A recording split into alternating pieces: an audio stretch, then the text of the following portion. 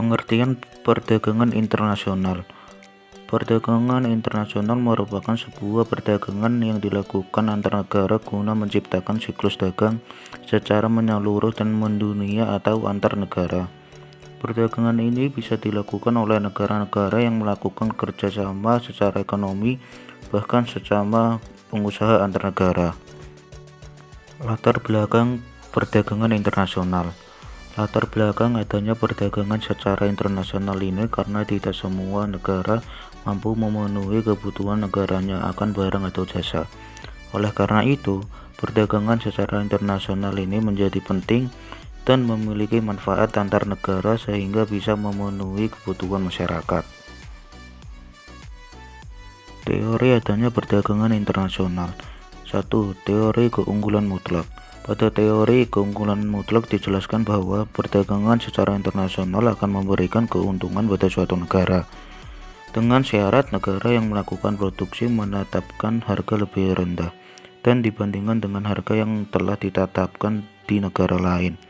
2. Teori keunggulan komparatif. Adanya teori keunggulan komparatif yaitu suatu negara tidak mempunyai keunggulan secara mutlak pada produksi barang.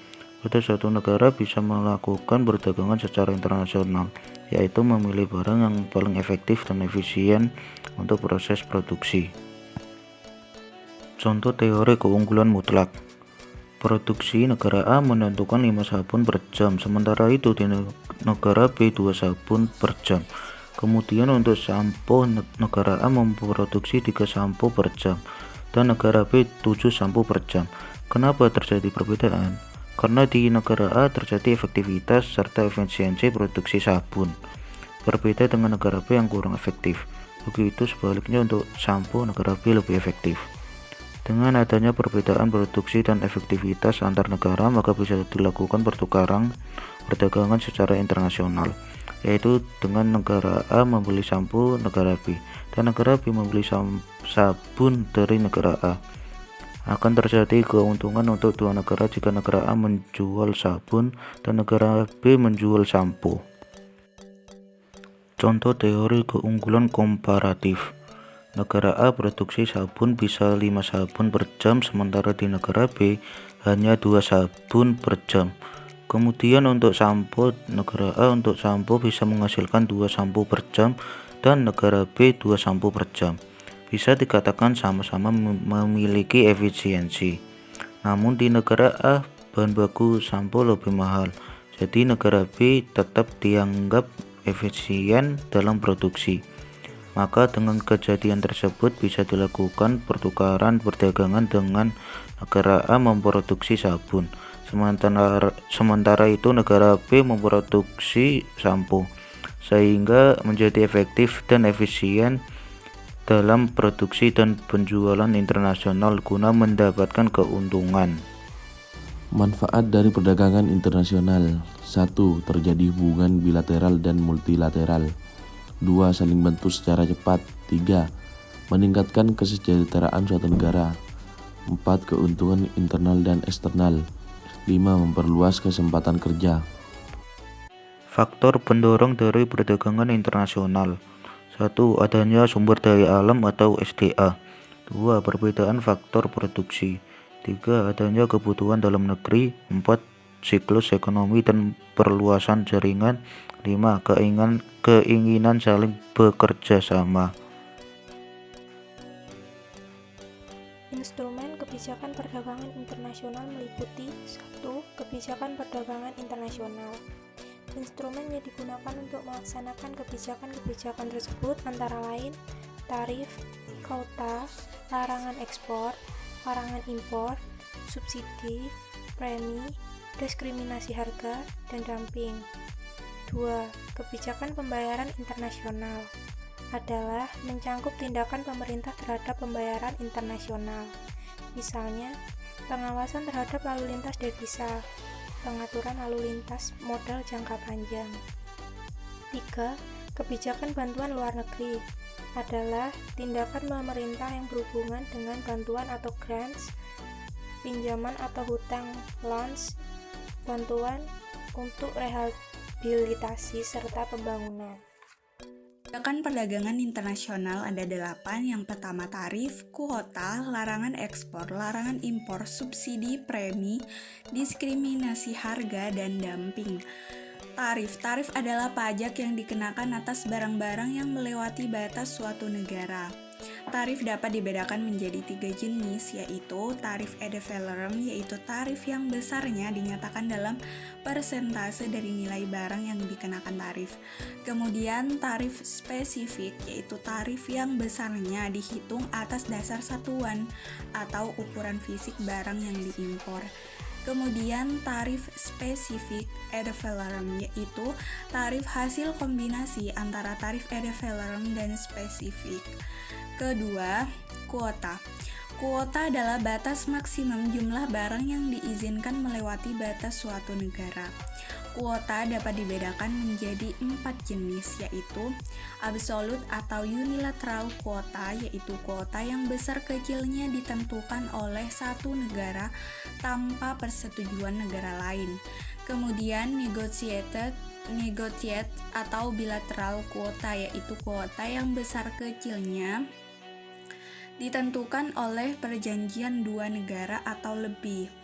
Kemudian tarif kuota yang yaitu gabungan antara tarif dan kuota. Kemudian mixing kuota, yaitu kuota yang dimaksudkan untuk membatasi penggunaan bahan mentah yang diimpor dalam proses produksi. Ketiga, larangan ekspor. Larangan ekspor merupakan kebijakan pemerintah yang melarang barang dan jasa dijual keluar melewati batas negara ekspor karena alasan-alasan khusus baik yang bersifat ekonomi maupun politis. Keempat, larangan impor. Larangan impor adalah kebijakan perdagangan internasional yang melarang secara mutlak impor komoditas tertentu karena alasan-alasan khusus, baik yang bersifat ekonomi maupun politis. Dan yang kelima adalah subsidi. Ada 2 tujuan pemberian subsidi terkait dengan perdagangan internasional, yaitu untuk mengurangi ketergantungan terhadap barang impor dan untuk mendorong produsen dalam negeri agar mampu memproduksi lebih banyak. Dan yang keenam, premi. Premi merupakan pemberian dana dalam bentuk uang kepada produsen yang berhasil mencapai target produksi seperti yang ditentukan oleh pemerintah. Yang ketujuh adalah diskriminasi harga. Diskriminasi harga adalah penetapan harga jual yang berbeda untuk barang yang sama pada 2 pasar atau lebih yang berbeda. Dalam perdagangan internasional, diskriminasi harga dapat diberlakukan di negara yang berbeda untuk barang yang sama. Dan yang terakhir adalah dumping. Dumping adalah kebijakan yang menetapkan harga jual di luar negeri lebih murah dibandingkan harga di dalam negeri. Tujuan dari kebijakan ini adalah untuk menguasai pasar internasional. Yang ketiga ialah kebijakan perdagangan internasional.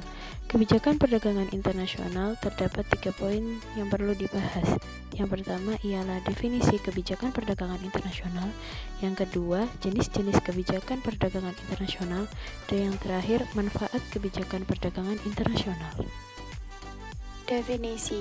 Definisi merupakan kebijakan perdagangan internasional yang segala tindakan negara atau pemerintah, baik langsung maupun tidak langsung, untuk mempengaruhi struktur, arah, komposisi, serta bentuk perdagangan luar negeri atau kegiatan perdagangan. Tarif adalah sebuah pembebanan atas barang-barang yang melintasi daerah pabean atau custom area. Sementara itu, barang-barang yang masuk ke wilayah negara dikenakan bea masuk. Akibat dari pengenaan tarif dan bea masuk barang impor adalah harga barang impor naik sehingga produksi dalam negeri menjadi lebih bisa bersaing dikarenakan lebih murah. Kemudian karena produksi dalam negeri mampu menyaingi barang impor, maka diharapkan impor barang menjadi turun.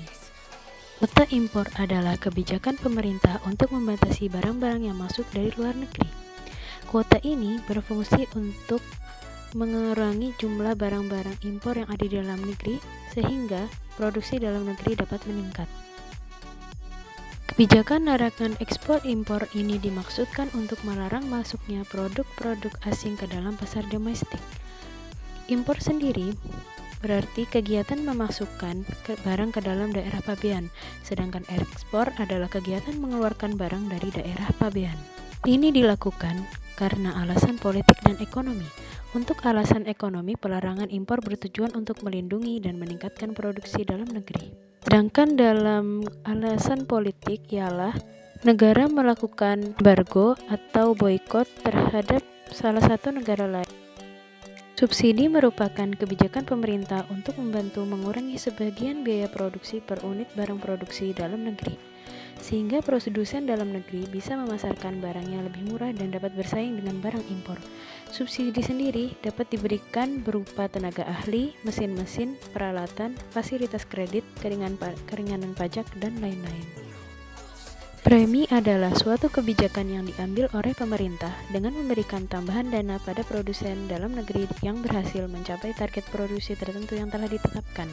Dengan adanya tambahan dana dari pemerintah, diharapkan target produksi yang telah ditetapkan sebelumnya dapat meningkat sehingga produksi dalam negeri dapat bertambah. Dumping merupakan kebijakan pemerintah untuk mengadakan diskriminasi harga, yakni produsen menjual barang di luar negeri dengan harga yang lebih murah dari dalam negeri atau bahkan di bawah biaya produksi. Akibat dari adanya dumping ini adalah meningkatkan volume perdagangan dan menguntungkan negara pengimpor, terutama menguntungkan konsumen mereka. Devaluasi merupakan tindakan pemerintah untuk menurunkan nilai mata uang sendiri dengan sengaja terhadap uang asing. Akibat dari devaluasi ini ada dua akibat. Yang pertama yaitu harga barang-barang impor mengalami kenaikan sehingga barang menjadi mahal. Akibat yang kedua yaitu harga barang-barang dalam negeri menjadi lebih murah di pasaran luar negeri. Dengan adanya suatu kebijakan perdagangan internasional, maka akan ada beberapa manfaat yang akan diperoleh oleh suatu negara. Antara lain, manfaat di bidang politik. Yang pertama yaitu meningkatkan kekuatan militer suatu negara. Yang kedua, menjadi sarana untuk meningkatkan hubungan antar negara. Yang ketiga, sarana untuk memenuhi peralatan-peralatan perang serta kelengkapan politik. Manfaat di bidang sosial. Yang pertama yaitu memperoleh barang yang tidak dapat diproduksi di dalam negeri. Yang kedua, akan terjalin hubungan yang baik antar negara. Yang ketiga, akan menciptakan perdamaian. Manfaat di bidang ekonomi, yaitu yang pertama menambah pendapatan suatu negara, yang kedua menciptakan kemakmuran, yang ketiga menciptakan lapangan pekerjaan.